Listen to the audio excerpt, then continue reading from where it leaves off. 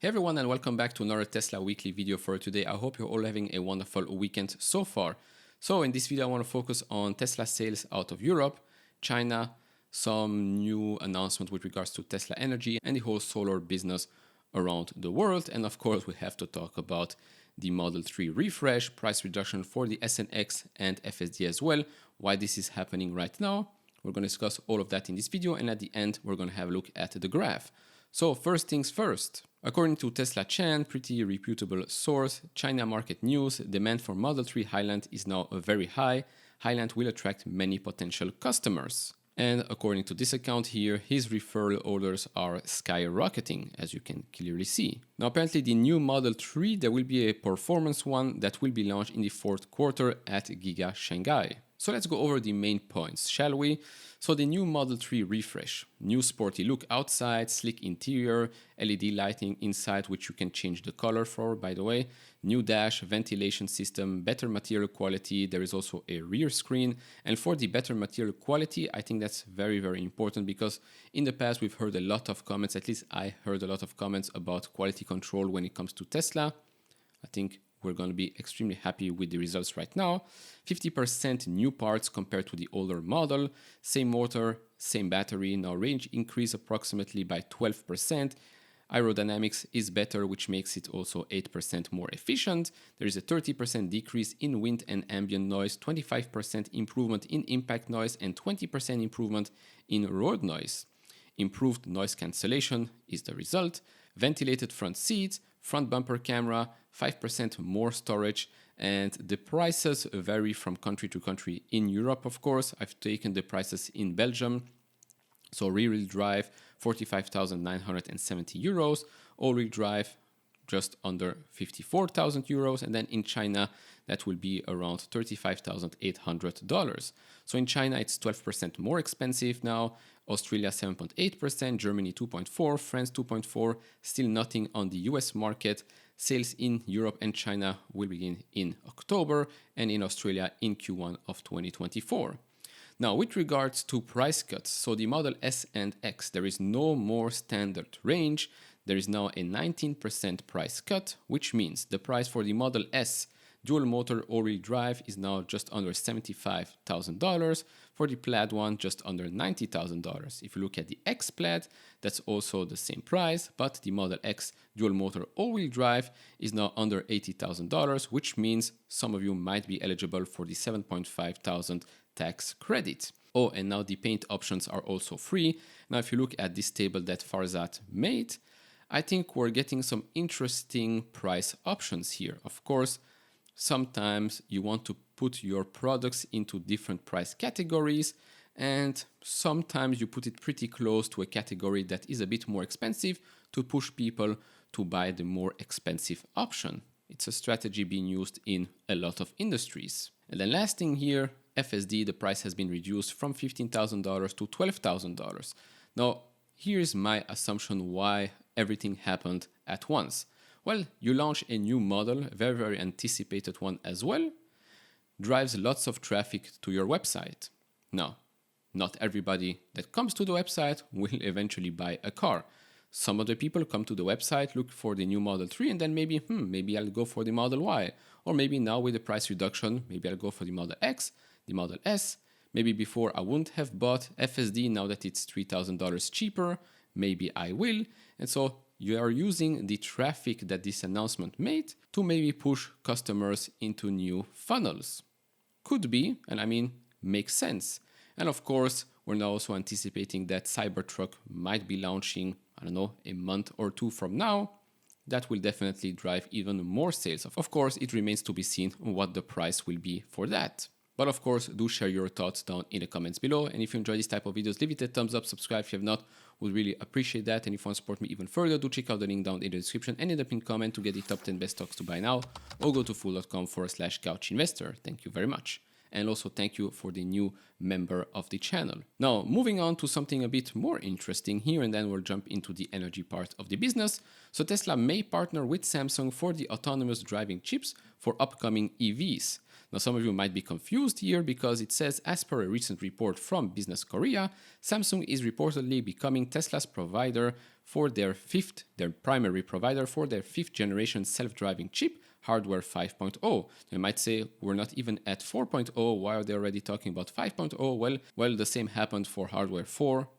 3 basically just started, and they were already talking about hardware 4. I mean, you're not going to sleep on the progress here. And again, the pace of innovation at Tesla is one of their biggest modes. So this advanced chip is expected to utilize a cutting-edge 4 nanometer process. Industry insiders have also noted that Tesla's previous full self-driving chip was manufactured using Samsung's 14 nanometer semiconductors. Now moving up to the energy side of things, so the world right now is installing 1 gigawatt of solar a day, new figures show. So this comes from a post on LinkedIn by Gerard Reed. And you can also see that China will install a whopping 208 gigawatts of solar this year, which Reed points out is more than the United States has installed over the last 20 years. He also said here that total demand for solar panels could be 400 gigawatts, which could be 50% higher than in 2022. Bodes well for every energy business. Now, continuing on the energy business here, we've had some news out of Austria. So Tesla Megapack, first installed in Arnoldstein in Austria, operates with a total capacity of 10.3 megawatts and 20.6 megawatt hour. Each Megapack unit consists of approximately 1 million small battery cells with a maximum power capacity of 15 watts. Tesla offers life and warranty for storage system up to 20 years. Now, with regards to the Megapack factory in Shanghai, that's expected to start this month, so the month of September. Production will start less than 9 months later. When fully ramped, Tesla could generate upwards of $50 billion in revenue annually between both their Lathrop and Shanghai Megafactory. And if you look at the pace of solar installs, I mean, the pace of energy storage as a whole should increase as well. Then you've probably heard that Tesla has turned on a very expensive 10,000 unit NVIDIA H100 GPU cluster that will help it train their FSD. Of course, we're going to have some input of Dojo there as well. And so some people have already started to speculate whether or not we are ahead of schedule when it comes to the graph that they provided not so long ago. I'll just wait and hear what they have to say during the next earnings call. Then moving up to China, from the week August 21st to 27, there were 17,000 Tesla insurance registrations reported during that week. And as you can see, we are now well on our way to beat the previous record for the quarter. And during that week, Tesla outsold German legacy car companies in China again. Moving up to sales in Europe for the month of August. So Portugal reported 1,143 Tesla sales. That's the best month ever. And year to date, it's at 220% of last year's total. With regards to Austria, they reported 880 sales in August. Year to date, that's 112% of last year's total. Sweden reported 1,717 sales in August. Model Y best-selling car, year to date is 143% of last year's total. And as for Finland, they reported 473 sales in August. Year to date is 218% compared to the last year's total. Norway, 1,704 sales and 15.4% market share for August. Tesla best-selling brand, year to date 88% of last year's total. Spain, 1,456 sales in August. Year to date is 163% of last year's total. Taiwan reported 939 sales and 2.6% market share in August. Year to date is at 74% of last year's total. And then moving to Italy, they reported 2,129 Tesla sales and 2.7% market share in August. And year to date is at 199% of last year's total. And then the last one I'll report for this video, France, they reported 5,365 Tesla sales and 4.7% market share for August. Tesla is the 7th best-selling brand there. It's the best quarter so far after 2 months, and year to date is at 121% of last year's total. So it's pretty safe to say that Tesla is doing quite well. Despite high interest rates, despite everything that you might hear on social media. And by the way, this is extremely important because we We watch the YouTube videos, we are on X, we know what's going on with Tesla, the price cuts, price hikes, FSD, new brands, etc., etc. But the people outside, right? The majority of people don't really follow the day-to-day or the weekly news when it comes to Tesla or when it comes to other EVs in general.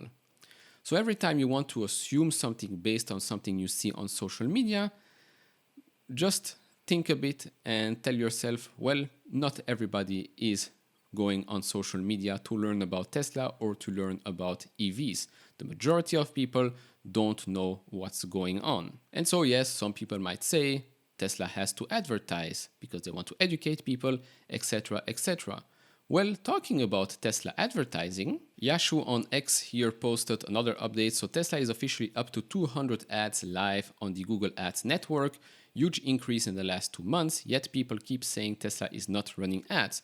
So I asked what type of ads would this be?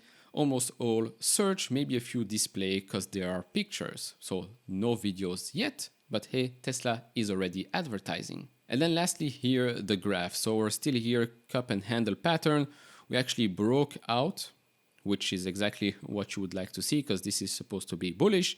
RSI is still neutral, MACD on the weekly is still bearish, but if you look at the monthly, for the month of August, this candle right here is a pretty bullish one. There were clearly way more buyers than sellers, that's why you see that huge tick here on the way down, but we had a pretty strong close. Of course, let's wait and see what happens in September. Right now, people are saying, oh, price cuts, that must be bearish, right? They already forgot about Elon's drive with FSD V12. They forgot about that completely.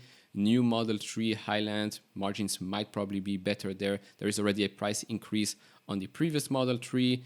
Again, that will drive more volume, but headlines, that's what people are looking at right now. And so the stock reacted negatively. I mean, we're already used to that, right? Good news for Tesla in the long term.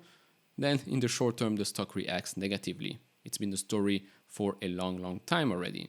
But hey, do share your thoughts in the comments below. What do you think about the new refresh, the X and X price changes in FSD, numbers out of China and Europe? Share your thoughts down in the comments below. If you enjoy this type of videos, leave it a thumbs up, subscribe if you have not, and I'll see you all in the next one. Bye bye.